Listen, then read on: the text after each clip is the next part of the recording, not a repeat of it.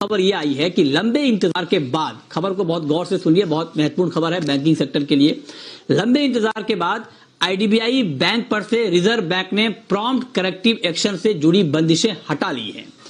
ये बैंक के लिए बहुत बड़ी राहत मानी जा रही है। इसका क्या इंपैक्ट होगा, इस पर डिटेल जानकारी के साथ जी मीडिया संवाददाता अनुराग शाह इस वक्त हमारे साथ जुड़े हैं। अनुराग, आईडीबीआई बैंक का पीसीए से बाहर आना, ये कितनी बड़ी खबर है, इसका क्या मतलब है, क्या इंपैक्ट होगा, जरा डिटेल में बताएं।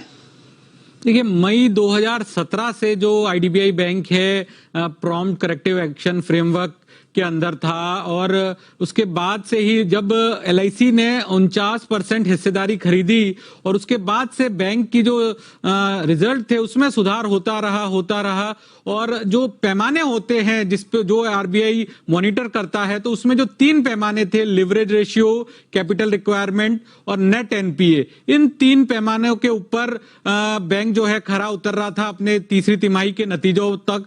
और इसके बाद जो है आरबीआई ने इसको पीसीए से बाहर किया है। इसके साथ साथ आरबीआई ने यह भी कहा है कि आईडीबीआई बैंक ने भरोसा दिया है कि जो आगे भी जो है नेट एनपीए के साथ साथ कैपिटल रिक्वायरमेंट से जुड़ी जो चीजें हैं उसको वो मेंटेन करेगा बैंक। इस भरोसे के बाद ही जो है आईडीबीआई बैंक को पीसीए से बाहर लाया गया है।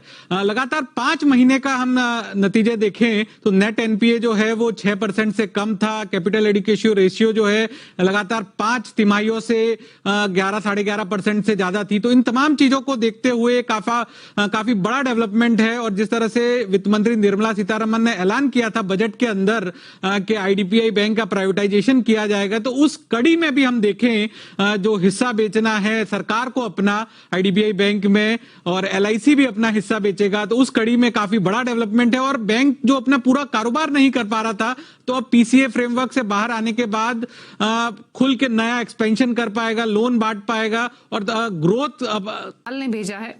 और सवाल है इनका आईडीबीआई बैंक पर 37 रुपए 85 पैसे की इनकी बाइंग है। 1000 स्टॉक्स इन्होंने खरीदे हुए हैं और जानना चाहते हैं कि अब क्या स्ट्रैटेजी इनकी होनी चाहिए। आज भी स्टॉक हालांकि ये काफी स्ट्रेंथ दिखा रहा था, लेकिन आपका सजेशन क्या रहेगा, क्योंकि इस बैंक में भी सरकार और एलआईसी की हिस्सेदारी बिक सकती है, ऐसी काफी खबरें रही हैं जिसकी वजह से काफी स्ट्रांग मोमेंटम रहा भी है। और ऐसी खबरें भी आ रही है कि आईडीबीआई बैंक जो प्रॉम्प्ट करेक्टिव एक्शन फ्रेमवर्क है उससे बाहर भी आएगा। ये आरबीआई की ओर से डेवलपमेंट आज ही इनफैक्ट मार्केट क्लोजिंग के बाद हुई है। तो सेंटिमेंट्स और न्यूज फ्लो तो पॉजिटिव है, ऐसे में रखें या कोई और सजेशन होगा?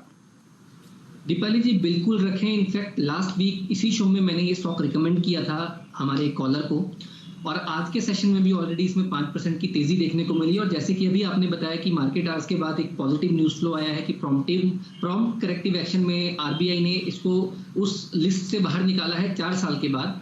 स्टॉक पैटर्न बहुत पॉजिटिव है। 36 रुपए का एक स्टॉप लॉस लगाना चाहिए जिनके पास इसमें पोजीशन है। मेरा ऐसा मानना है कि स्टॉक 44 रुपए का इमीडिएट टारगेट बहुत जल्द दिखा सकता है, तो बिल्कुल बने रहें। पहला टारगेट 44 रुपए का है। 44 रुपीज के ऊपर के अगर स्टॉक हर्डल क्लियर करता है तो आगे चल के 50 से 52 रुपए तक के भी टारगेट्स आईडीबीआई बैंक में देखने को मिल सकते हैं। पॉजिटिव सेटअप है, निवेशित रहने की सलाह है।